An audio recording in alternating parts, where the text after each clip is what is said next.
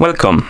In front of me I have Blackview R3 Max watch, and I'm gonna show you how to enable and how to disable the Do Not Disturb mode on this watch.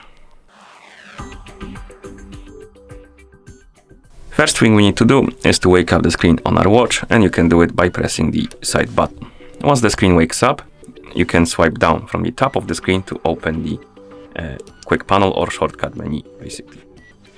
And on this panel, you should see a bunch of icons, and one of them should be this icon with the crossed out bell. And this is the Do Not Disturb mode icon.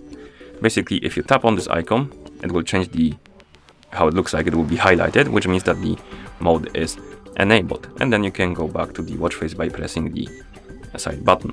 And if you want to disable the mode, open the quick panel and then tap on the icon again.